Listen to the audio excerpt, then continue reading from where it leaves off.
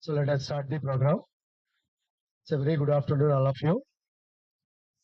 I welcome most respected and honorable Vice Chancellor of this great university, Professor G.P. Rajshekhar Garu, the Principal, College of Science and Technology, Professor M.A.R. Raj Garu, and today's eminent speaker and illustrious alumnus of this great department, Sri Subbarao Dorvasla Garu, is from Florida, USA, who is with us.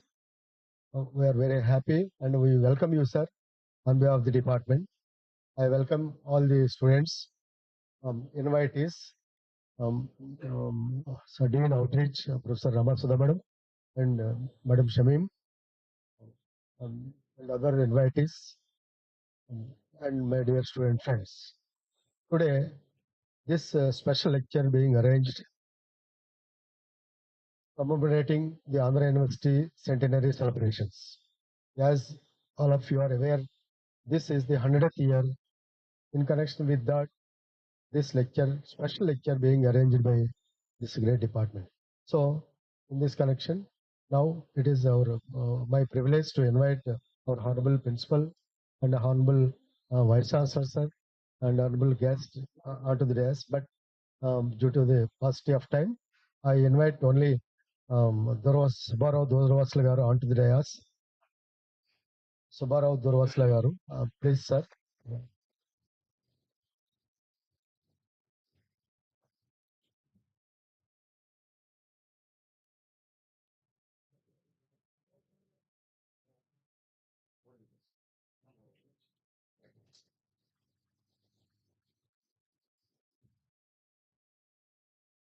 So before introducing the guest to the audience, I humbly request our Honorable Vice Chancellor to say a couple of words in connection with this.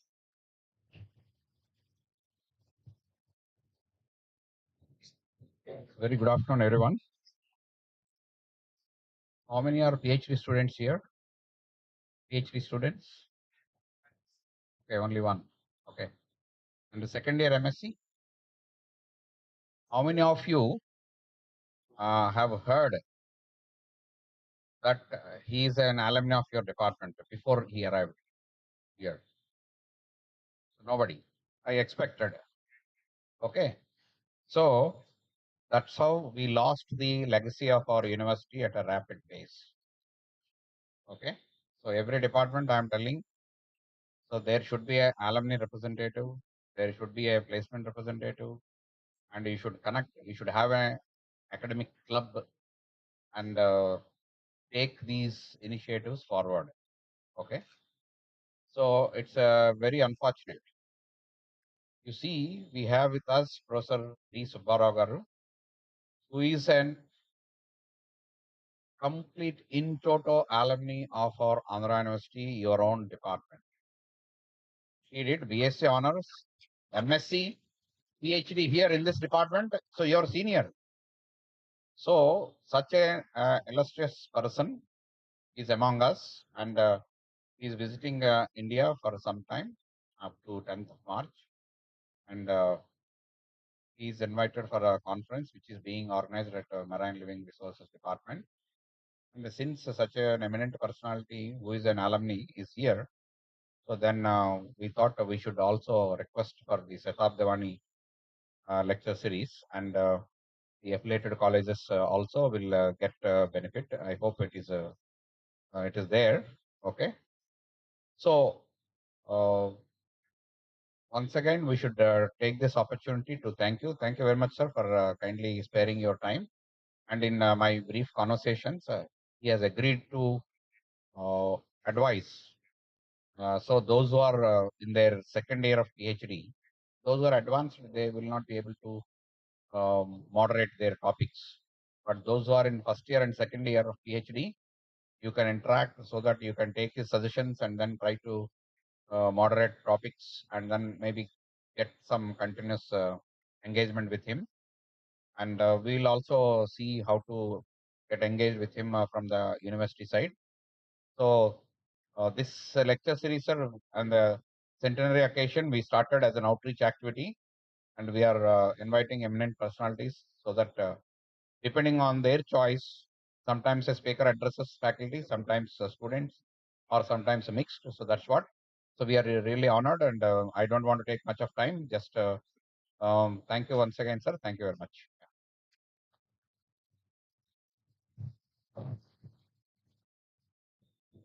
So thank you, sir, for your nice words. Now I request Professor Ramasudha Madam, Dean Outreach, to introduce guests to the audience.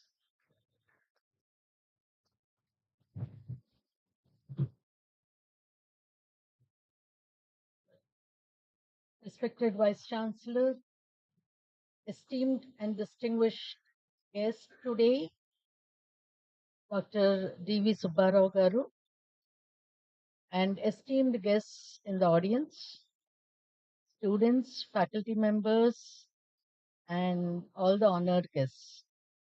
It's indeed my privilege to introduce today's guest. And this lecture is a part of Shatabdi Vani. Shatabdi Vani is a centenary lecture series which has been started, and this is the 4th episode of Shatabdi Vanis. So it is a proud and memorable occasion to introduce the speaker today under the banner of Shatabdi Vani, the centenary voice of Andhra University. Today we are privileged to have with us an eminent scientist and an alumni of Andhra University, and in fact an alumni of this department, Dr. D.V. Subbarao Garu, emeritus scientist currently based at Riverdale, Florida, USA, a globally respected marine researcher. Dr. Subbarao Garu completed his BSc Honours, MSc and PhD at Andhra University, specializing in phytoplankton ecology and monsoons. From this strong academic foundation, he went on to build extraordinary international career spanning several decades. His professional journey includes distinguished positions at CSIRO in Australia, the Bedford Institute of Oceanography in Canada, the Johns Hopkins University in the United States, and the Kuwait Institute for Scientific Research. He later served as emeritus scientist at the Bedford Institute of Oceanography and as visiting scientist at Qingdao National Laboratory for Marine Science, the University of New Mexico, and Loyola University, Chicago. He represented Canada for several years at the International Council for Exploration of the Seas, ICES, contributing significantly to marine phytoplankton and harmful algae bloom research. He also served as an expert member advising UNESCO on marine coastal ecosystems and as chairman of the Commission for Developing Countries for Oceanographic Cooperation under IAPSO and IUGG, strengthening oceanographic research initiatives in developing nations. Dr. Subbarao Garu's scientific contributions are pathbreaking. Revision of global primary production estimates emphasizing the role of monsoons. Research on primary production in the Arctic. Discovery of phytoplankton, the smallest yet highly productive photosynthetic organism. Identification of phycotoxins such as domoic acid. I'm sorry, sir.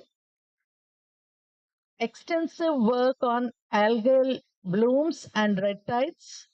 Studies on ballast water introduction and marine ecological impacts. These are a few to name, but there are many more in his account. With 145 primary publications in internationally acclaimed journals and several books to his credit, his scholarly contributions reflect sustained excellence and global recognition. Today, as a part of Shatabdi Vani, we are honored to listen to his distinguished lecture on arsenic in the environment.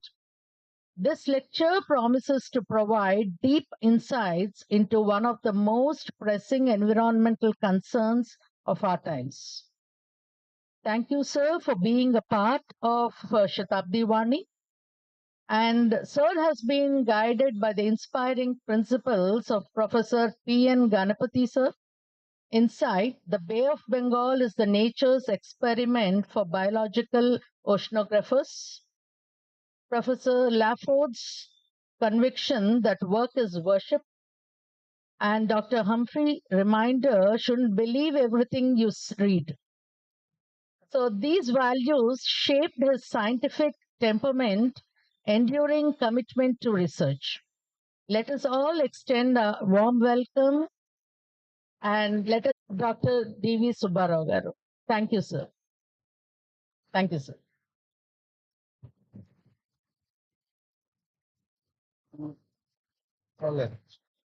So please sit down, please sit down. Madam. So actually, after SARS talk, SARS-ni felicitate చేద్దాం అనుకున్నాం department తరఫున. Due to preoccupied programs, I request our Honorable Vice Chancellor to felicitate the guest. And I request Shami Madam and Janaki Ram Garu on Bala Prasad. Please join with us. Bala Prasad, Vijay రాజు గారు రండి please. Anand గారు పెద్దరాజు గారు ఇంకా ఎవరైనా sir రండి please రండి sir please. Sir మీరు కూడా ప్లీజ్. ఇంకెవరైనా సీనియర్ టీచర్స్ ఎవరైనా ఉంటే please join with us.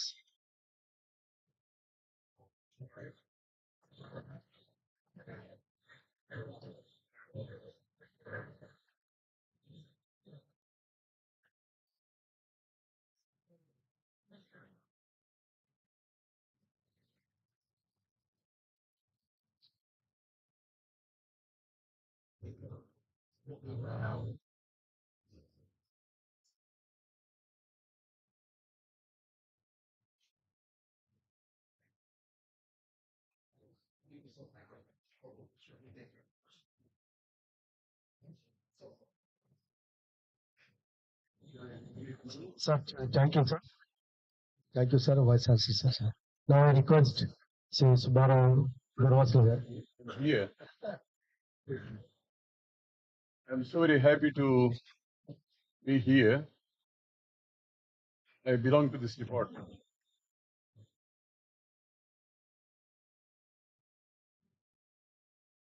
And those are different days. We are only 600 students in the whole university in about 12 or 14 departments.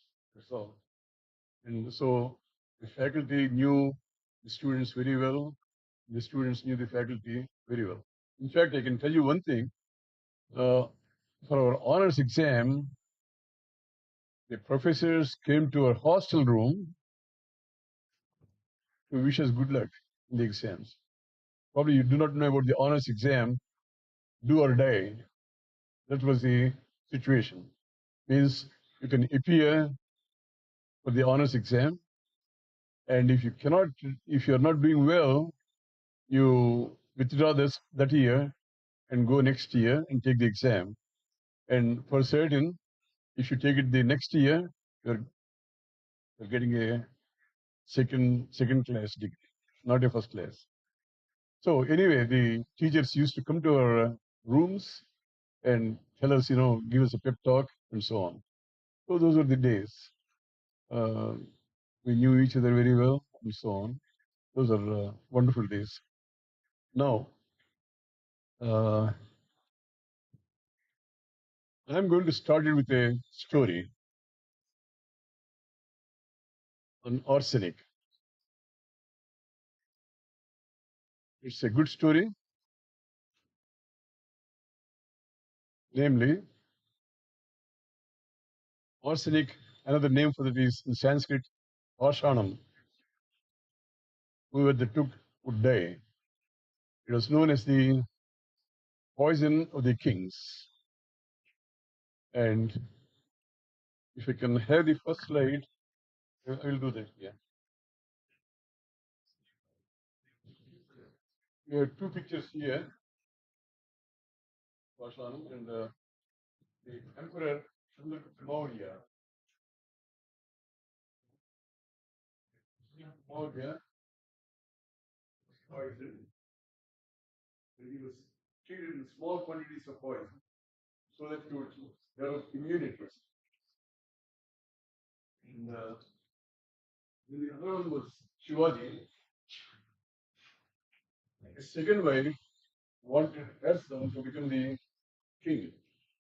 So she poisoned him, Shivaji, but he survived. So, and also Jane Austen, the British novelist, who wrote several books, she died of arsenic poisoning. So these are some of the things associated with arsenic poisoning. And it was used mostly to treat the human disorders. Arsenic is the 33rd element in the periodic table, and it has an atomic weight of 75, and it belongs to the group 15. And it occurs in nature as arsenate, arsenite, elemental arsenic, and arsine. Of these, the first two, arsenate and arsenite, are deadly poisonous. and its sources. You can get it from, you can divide that into two categories, namely the natural and the anthropogenic, or here now they call it as the geogenic, namely from the earth. Now it occurs in the industry, agriculture, and food processing unit. Only you. Okay.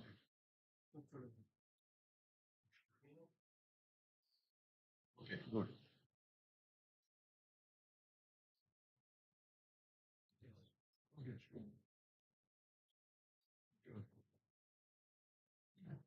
Okay.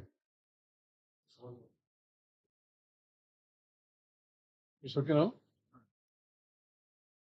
And on the natural side, you have arsenic in volcanoes and springs and earth crust and so on. So it has two sources, namely the geogenic and the anthropogenic.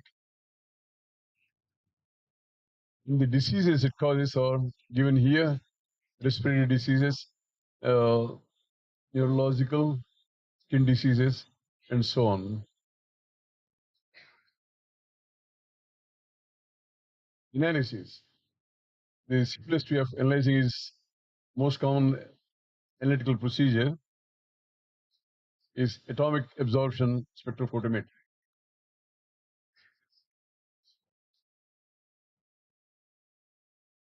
Arsenic concentration ranges from 0.1 micrograms per liter in unpolluted waters, say in the oceanic waters and so on, to as high as 5,000 micrograms per liter in sulfide mineralization regions. Pristine oceans have 16.3 nanomoles. So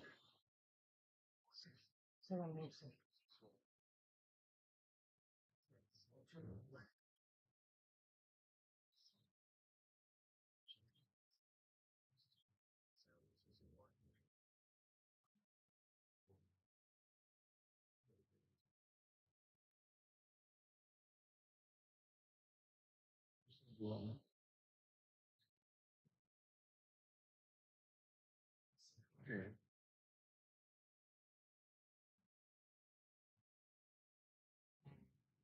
Toxicity was first discovered in West Bengal, and World Health Organization limits are 10 micrograms per liter, but 64% of the land area and 94% of the Asian population exceed this. So it's present mostly uh, in the Asian population.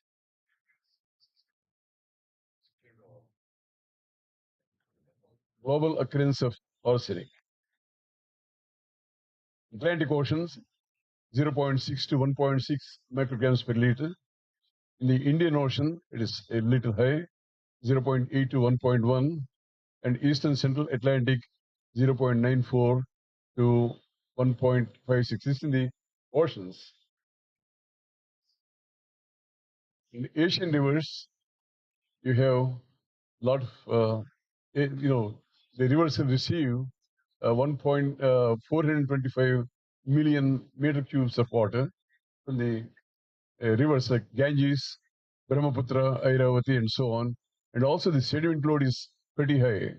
1,191 million tons of sediment is discharged into this. Now, Himalayan groundwater, can you see this? It has a lot of arsenic, sediment also, 5,000 to 46,000 micrograms per kg. And alluvial flow, 5,000 to 46,000. And the hotspots have 63,200. The reason why I showed is all the rivers, namely Brahmaputra, Airavati, and Ganges, they flow and empty into the Bay of Bengal. And as I showed here, that brings a lot of arsenic, and it is known as the Gangetic Ram. That region is loaded with arsenic. And I wanted to know what happens to all the arsenic that was brought and emptied into the bay. It should come down and then have its effects and so on. As I mentioned, the World Health Organization limits is 10 micrograms per liter in drinking water. And the limitations of arsenic in fish, for example, it varies in different countries, country to country. In South Africa, it is 3 milligrams per kg. In China, it is 0.5, and United States is 1.2 milligrams per kg. Now, it is a brief uh, picture of the circulation pattern in the Bay of Bengal. As the water comes, I'm sorry, that's the Gangetic belt. All the water comes and then flows along the coast. It is known as the East Coast Current. Am I right, Sarmagaru? Yeah, okay. And then you have, when once that is displaced by the southwest monsoon current that goes up. So these are the reversing monsoons. And so the water that is brought from this Gangetic area will flow down the coast and right there. Let us see.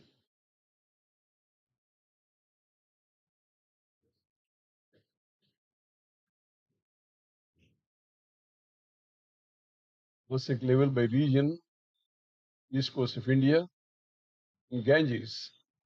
I gave the values here, 9 to 21, let us say. Ganges in Bihar, 40 to 1929, and Ganges somewhere else is 0.46, like that, and Ganges, West Bengal, 63.2, West Bengal monsoons, 59.2, and Ganges, West Bengal post monsoon is 54. So, for example, here, these are high levels, higher than the recommendation made by the World Health Organization. And other regions, as I mentioned, the water comes along the coast. The first one to hit is the Odisha, and there's the level. Assam, pretty high. Godavari, 138.5. Godavari, Visakhapatnam area, 51.8. And Godavari, Machilipatnam, 50.9. And Gulf of Mannar, that's the southernmost tip. The arsenic is very, very low, very low. So what this suggests is the Gangetic fan is emptying a lot of arsenic. It is coming down the coast, along the coast, and then it's getting diluted. And when you reach Gulf of Mannar, it is almost non-existent. Then only the problem is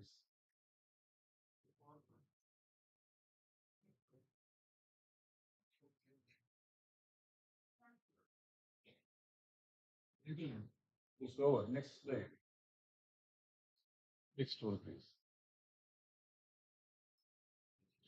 So the conclusion I made is Gangetic fan is a storehouse of arsenic, and it is delivering along the coast.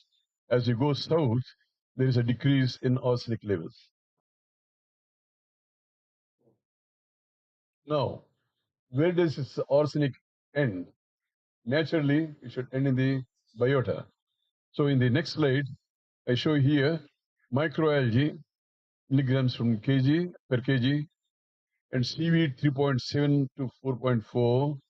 Seaweed natural, experimental means it is grown, it is cultivated.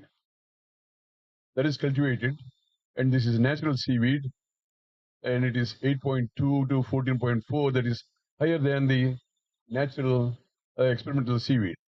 And the zooplankton is also very high, and polychaetes 29.19, and then now these are the animals.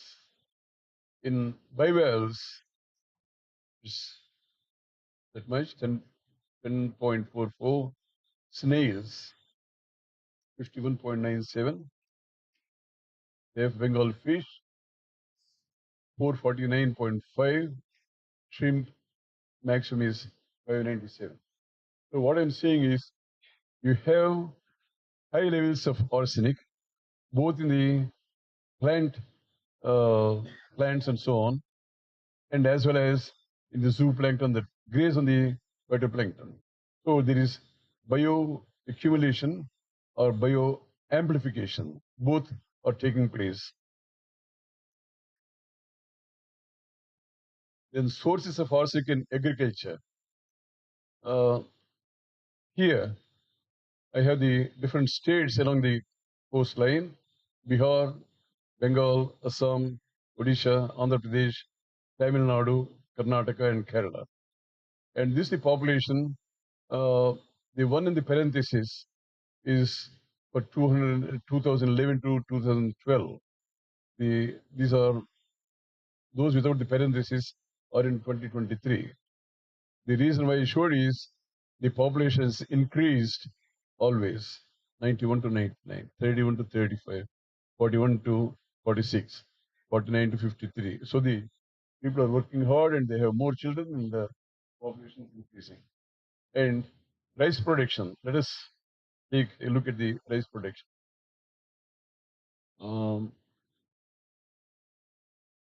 It used to be 6.36 million tons. Now it is 6.9. And they've given those in green. I don't think you can see the green there, but there are certain places where the production has increased. Andhra Pradesh is one, Tamil Nadu is another, Karnataka is another. So it is us that would be hit by the rice or whatever it is. In the fertilizers they use. I said in the first or the second graph is showed industrial outsourcing.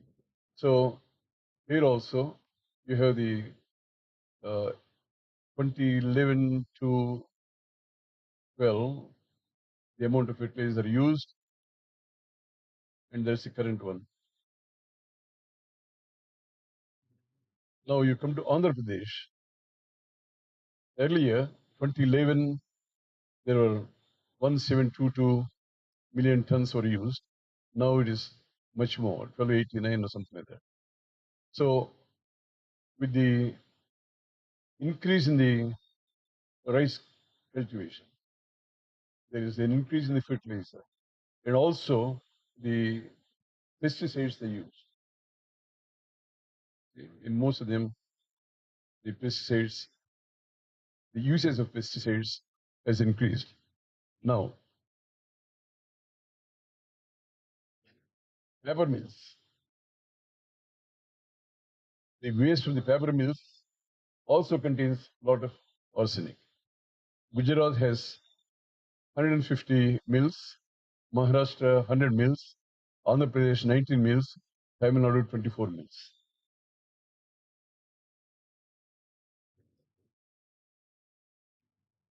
Now, in India, they use 28 varieties of fertilizers and 115 varieties of pesticides. And I have given the names here, and most of them have arsenic.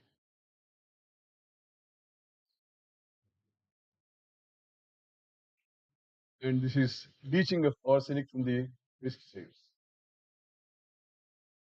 ESP and arsenic, that's the application, and that is the tons leached out from the fertilizers. So you're putting in fertilizers to increase the crop. You are getting the crop, but laced with arsenic. That leaching experiment, leaching study was done in Bangladesh. In Andhra or Orissa, nobody bothered it. And now you take the rice and see the amount of arsenic. One by name Menon, he got about 110 varieties of rice from all over the world, and then he analyzed the arsenic in these. And I have given only a few here. Brown rice has 0.235 milligrams per kg. Short grain brown rice is 0.326, and brown basmati is 0.195. American is 0.257. So all kinds of rice have arsenic.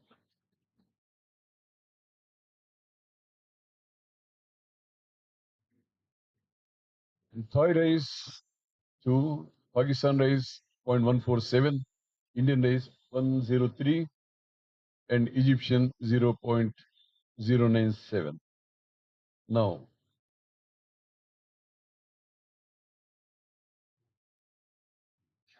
long grain rice 0.161, long grain white rice 0.234, long grain white 0.129. So you take this rice and analyze, you find definitely arsenic in these, in any kind of rice you're using. Now, link between diabetes and arsenic exposure in select Indian states. Here, they give the population growth between. So, where are we now? Now, this summarizes what I have said so far, namely, you have the Himalayan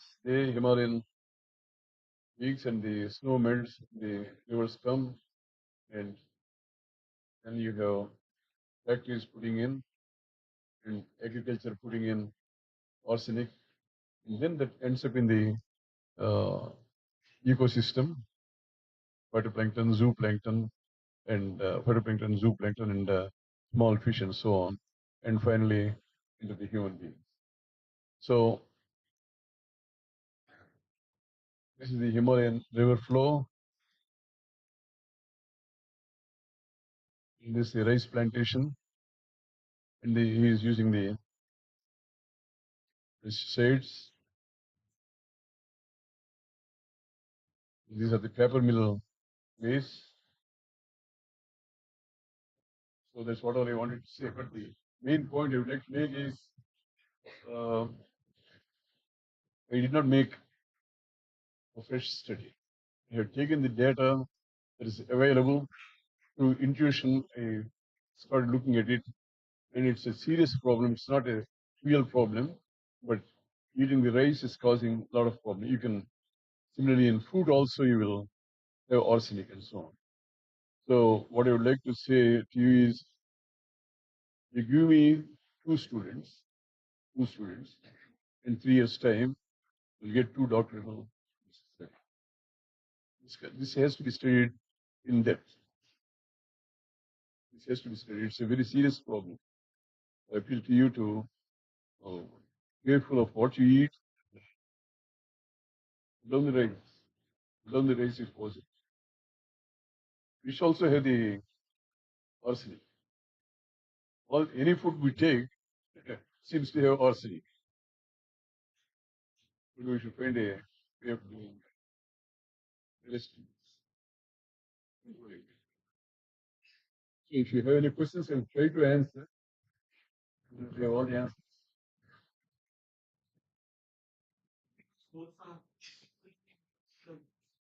The fish eat the potatoes have arsenic.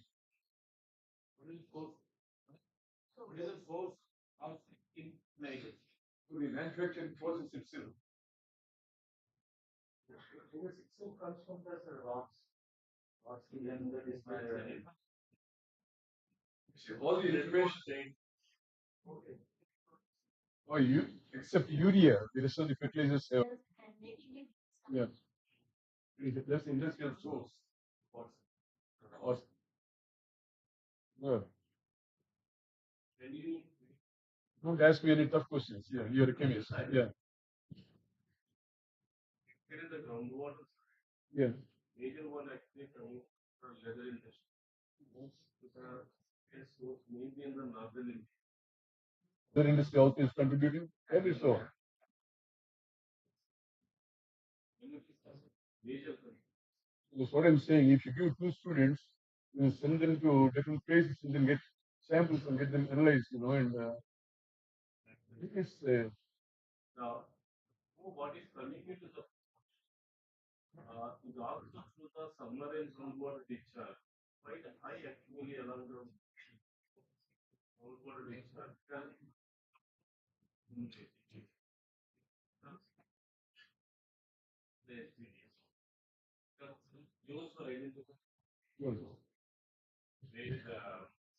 Discharge is being shared. And the another the third one actually many of the studies they are not separated The geogenic versus anthropogenic, because we are measuring the bulk concentration. A part of it is actually geogenic because we have the several arsenic resources in the rocks also. So somebody has to look at fractionating these two, coming from the natural versus the anthropogenic.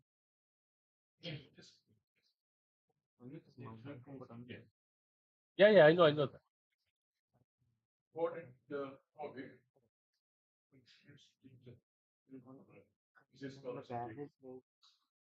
If somebody, two students join me on it, I assured the doctorate in 3 years. Just the topic is arsenic. You do not know anything about arsenic, even though I worked for 66 years on phytoplankton, I never bothered about this. I looked for gold in phytoplankton, but not arsenic. Remember.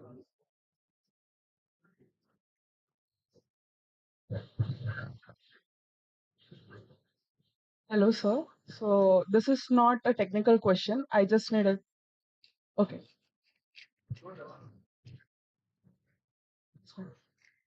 Can you hear me now?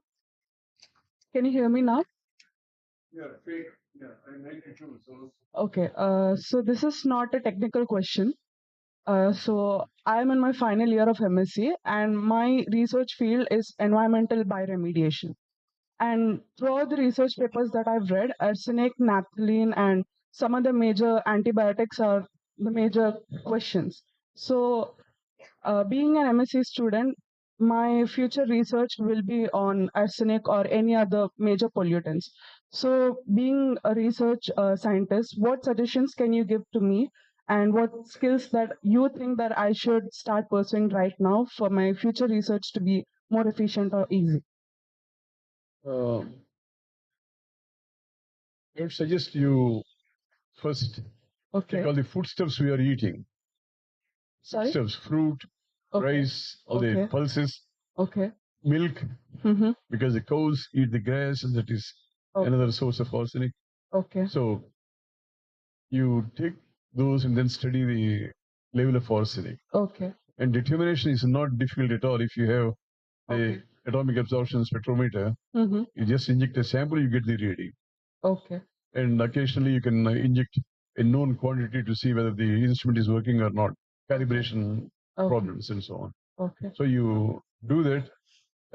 Just for what it is worth, you do the arsenic content in the foods we eat. Okay. Okay, sir. Thank you. And if you take the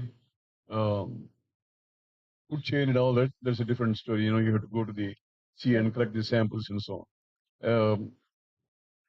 The benthic animals, like the Sorry? snails Oh, and corals and so on, they accumulate more arsenic okay. than the free swimming ones.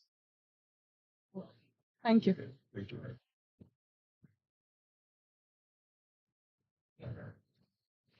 True, yeah.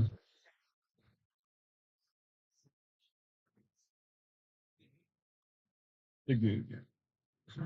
There is a great need for immediate research or some sort of assessment on what is the source of arsenic and how it is biologically it is changing in the system, Yeah. That type of research is very much required, and they were welcoming the two candidates from students. Well, just very well nice. just like, Yes, you yes, know, very nice. through an idea. Yeah. But they are not concentrating on the what is the impact of pollutants on the aquatic animals. Yeah. They are actually concentrating on some of the things which is for the PhD programs only.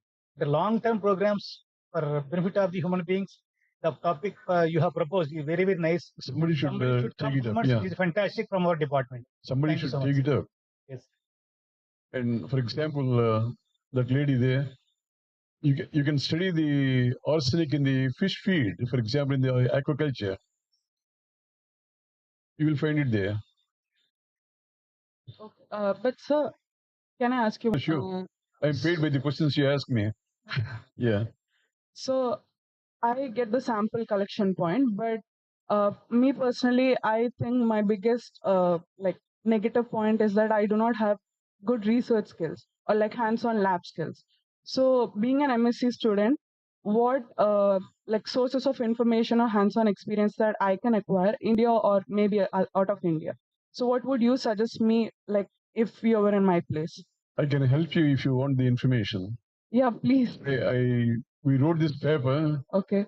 Just to get the opinion of the people, Okay. to alert the people. Okay. It is a nasty problem, Okay. and we are taking inadvertently, unknowingly, a lot of arsenic into our system. Mm-hmm. So you take notice of it. This is what we want to alert.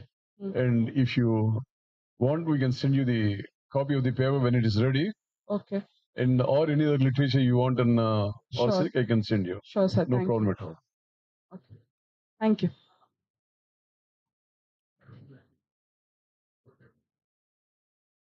This gentleman here. Yeah.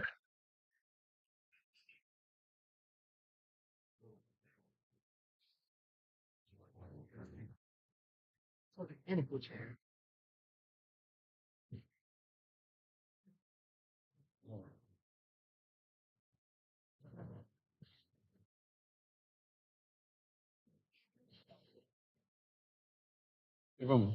Evening, sir. Sir, you explained about this thank bioleaching process, right? So this leaching process of the arsenic. So you mentioned about the Gangetic fan is having higher levels of arsenic. So my question is, these rivers are these flow through certain states, right? So you mentioned about the fan. So those areas have the deposits, right? So is the leaching process due to the flow of the river? You also mentioned about Himalayas. So is it due to the flow of the rivers or due to the application of the pesticides of in those particular areas? What is the actual reason for that leaching process? Because rivers are always these, some are perennial, some don't flow always, right? So you The few rivers I mentioned are perennial rivers. Yes, sir.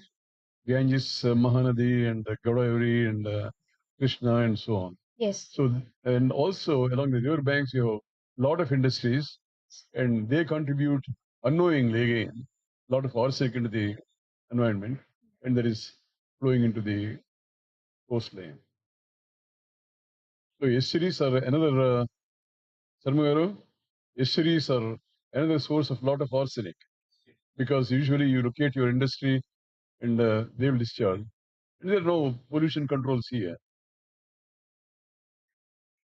So the industries are feeding into the river, and then the rivers are emptying into the coastline. So what about the western coast, sir? We also have rivers like Tapi, right? On the western coast? Yes, on the No, western. I haven't examined it. I haven't examined it. Yes. I am from the Bay of Bengal area, so I'm being very parochial. Okay. Yeah. Thank you, sir. Most of it.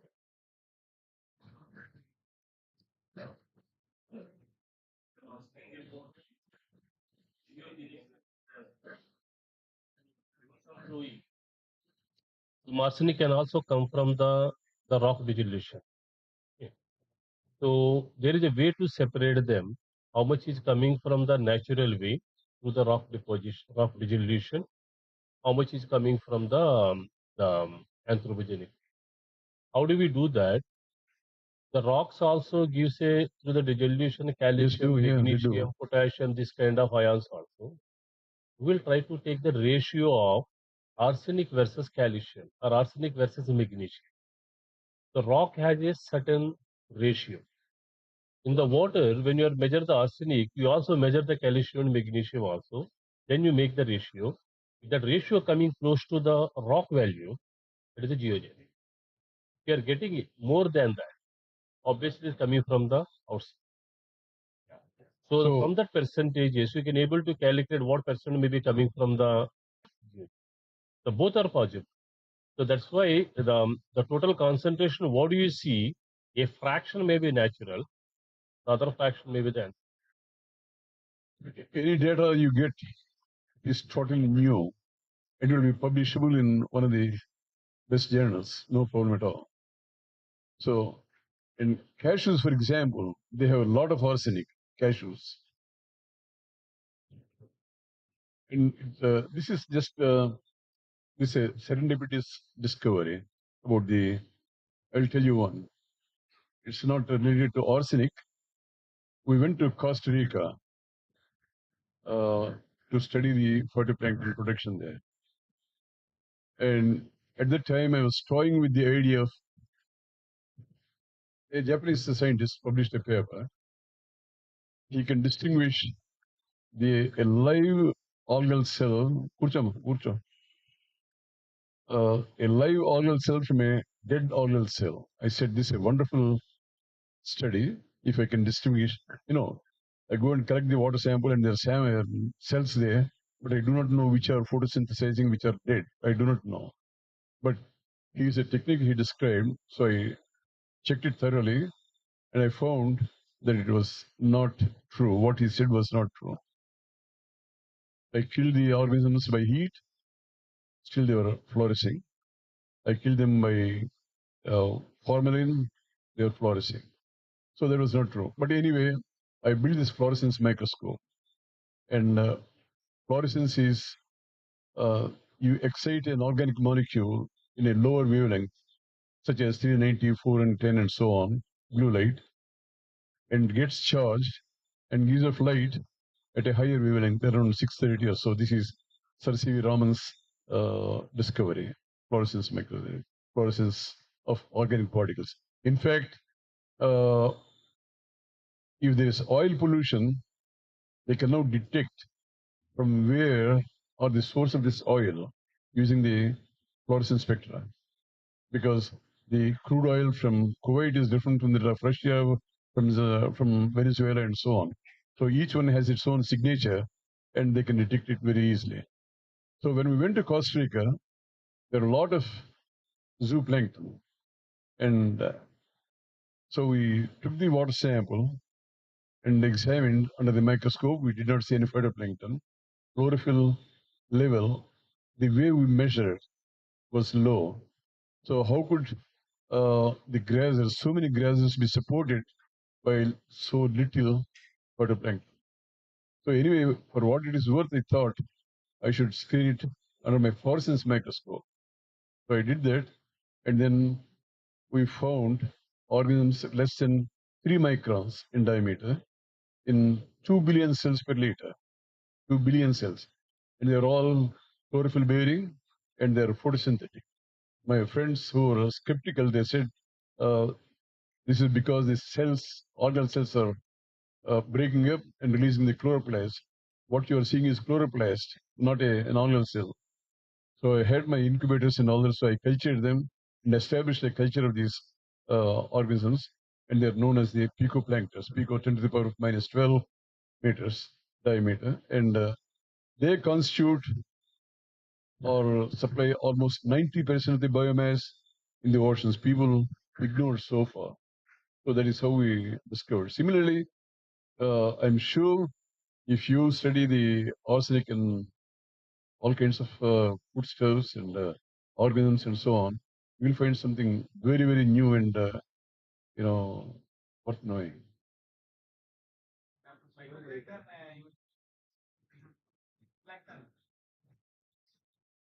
Yeah. Yeah. Yeah. Oh, definitely. Thank you, sir, for wonderful presentation. I had one doubt in the presentation. There was about Gujarati. So I wanted to know why specifically about Gujarati, given its geographical location. All the river that it had, it flows in the west coast, but the title of the paper talks about the east coast. So why Gujarati? Why Gujarati? And why the title of the paper is talking about the east coast? Why I'm talking about the East Coast? That's what you want to ask. Yes, sir. Because East Coast experiences so much of 1,300 million acre feet of water are discharged in the Gangetic Plains. Enormous volume of water that is flowing down the coast. So that's my interest to find out. Did I answer or no? Don't be polite. It means Gujarati, the rivers that are in Gujarati is located in the north or west, but the rivers that flows, they will flow directly into the west coast, in the west coast. But in the paper that you presented one of the states, one is Gujarati, and there are states that are located in the east coast. All the rivers will flow in the east coast at the name of the title that says, but also you include some of the states that the rivers do not flow in I'm sure you will find the arsenic if you take samples from the west coast also. Yes. Definitely, you will find. It's present in. Yes. Thank you. Thank you. I just added one doubt, but I'm very grateful for the presentation that you had, and it opened up more of my knowledge, and I will search more in that. Thank you, sir. Most of the work that was done on arsenic was on fresh water and in the Gangetic Plain, and piecemeal, somebody would get 2 samples, analyze, and publish a small note like that. So what I have shown you is just 1/50th of the information I have collected on the arsenic. I have so many reports on the arsenic. I have put them together and so on. So there is no systematic study.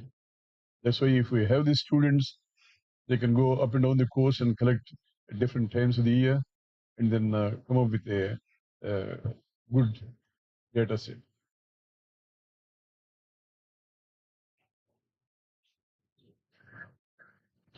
Any questions? So one or two. Otherwise, let us close this program.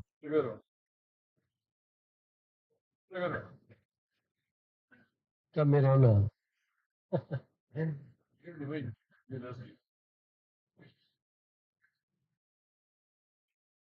If there are no questions, let us close this program. Okay. Okay, sir. Thank you. Thank you very much. On behalf of Sabha Bhavani.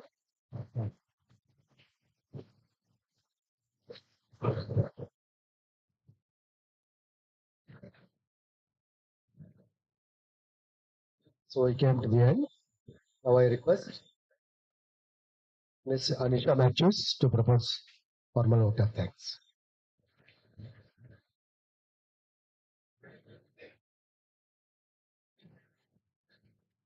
Good evening, everyone. On behalf of the Department of Zoology, Andhra University, it is my privilege to propose the vote of thanks on this special lecture series conducted by Shatabdi Vani as a part of Andhra University centenary celebrations.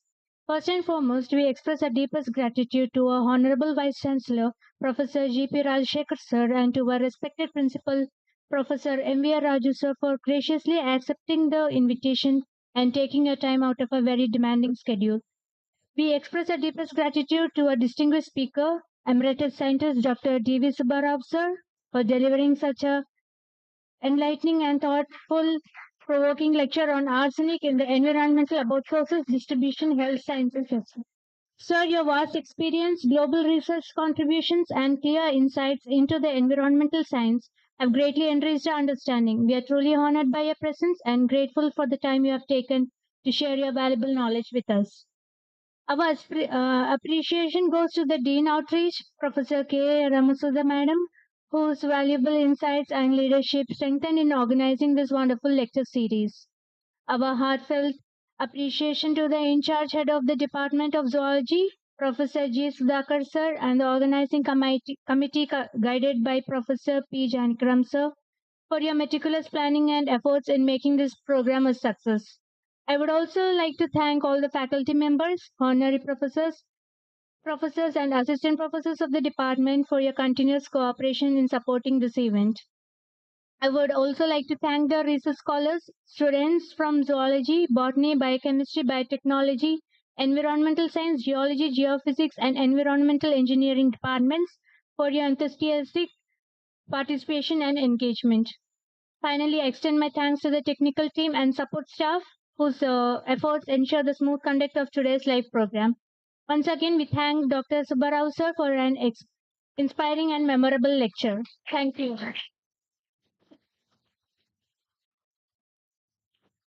So, thank you, madam. So, we are closing the session. I request all of you to raise for national anthem. Please. National. So, all of you, please. What match you say? Match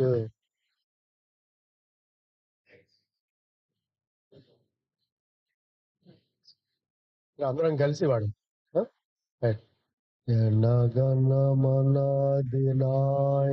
जय हे भारत भाग्य विधाता पंजाब सिंधु गुजरात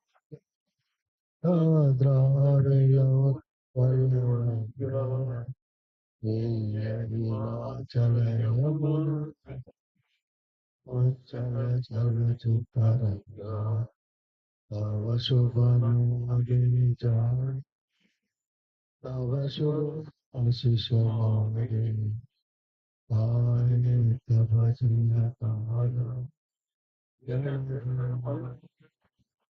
एक जय हे Bharat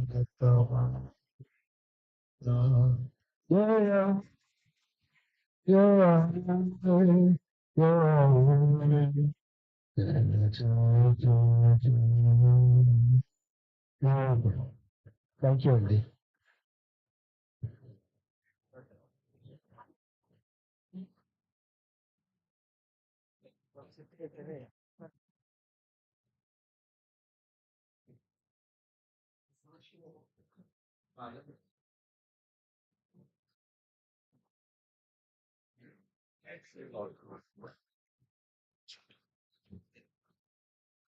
Yes.